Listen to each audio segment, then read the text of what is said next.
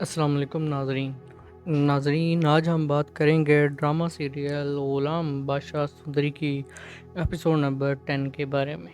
کہانی ایک بڑے جشن سے شروع ہوتی ہے جہاں پورا حویلی کا ماحول خوشی سے بھرا ہوا ہوتا ہے۔ لوگ بادشاہ خان زندہ باد کے نعرے لگا رہے ہوتے ہیں کیونکہ بادشاہ خان نے وزیر کا حلف اٹھایا ہوتا ہے۔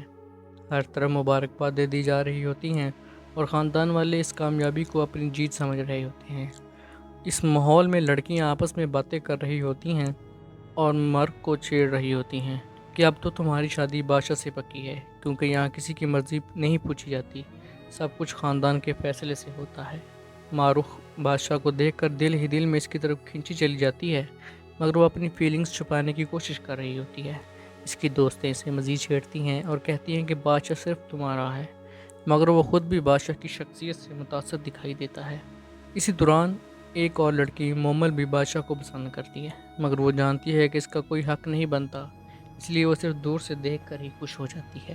ادھر ایک بالکل مختلف کہانی شروع ہوتی ہے جب ایک ڈاکٹر ایک لڑکی سندری کو لے کر حویلی پہنچتا ہے۔ سندری اپنے باپ کی آخری خواہش پوری کرنے آئی ہوتی ہے، اس کے ساتھ اس کے باپ کی لاش بھی ہوتی ہے، مگر حویلی کے لوگ اس کے ساتھ بہت برا سلوک کرتے ہیں۔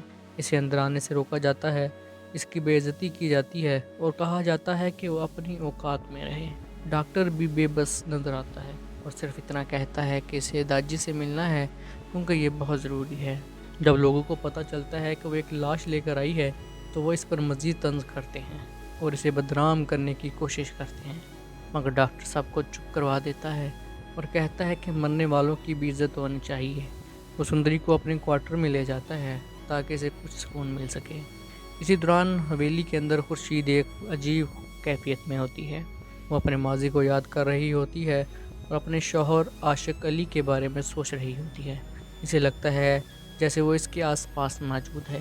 وہ اپنے خواب میں دیکھتی ہے کہ عاشق علی سے طلاق دے کر چلا جاتا ہے اور یہ خواب اسے اندر سے ہلا دیتا ہے۔ وہ بار بار سوچتی ہے کہ آخر ایسا کیوں ہوا، وہ شخص جو اس سے محبت کرتا تھا وہ اسے چھوڑ کر کیوں چلا گیا۔ دوسری طرف سندری اپنے باپ کے بارے میں روتی ہے، وہ اپنی تنہائی کا اظہار کرتی ہے۔ وہ کہتی ہے کہ اب اس کا دنیا میں کوئی نہیں رہا۔ ڈاکٹر اسے دلاسا دیتا ہے اور کہتا ہے کہ وہ اکیلی نہیں ہے، مگر حقیقت میں وہ خود بھی بے بس ہوتا ہے۔ حویلی میں جشن جاری رہتا ہے، لڑکیاں بادشاہ سے ملنے جاتی ہیں اور اسے مبارکباد دیتی ہیں۔ معروف بھی اس سے ملتی ہے مگر گھبراہٹ میں کچھ خاص بات نہیں کر پاتی۔ اس کی دوست اسے بعد میں طعنہ دیتی ہے کہ تم نے خود اپنی امپریشن خراب کر لی۔ اس کے باوجود وہ دل ہی دل میں بادشاہ کو پسند کرنے لگتی ہے۔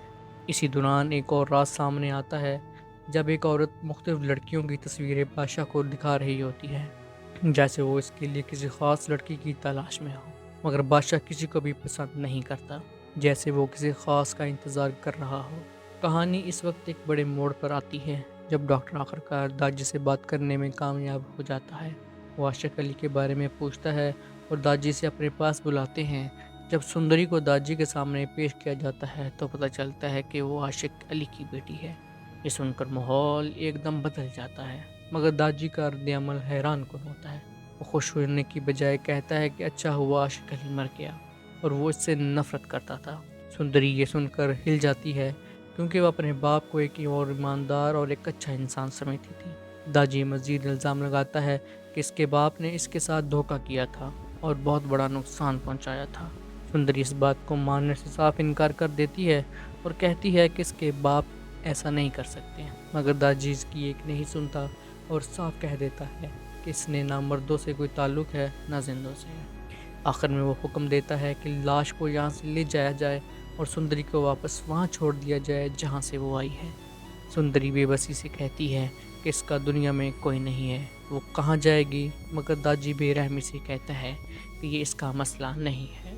کہانی اس دردناک موڑ پر ختم ہوتی ہے جہاں ایک طرف جشن ہے، دوسری طرف ایک یتیم لڑکی کی بے بسی، اور یہ سوال چھوڑ جاتی ہے کہ کیا سندری کو کبھی انصاف ملے گا یا وہ بھی اس ظالم نظام کا شکار ہو جائے گی۔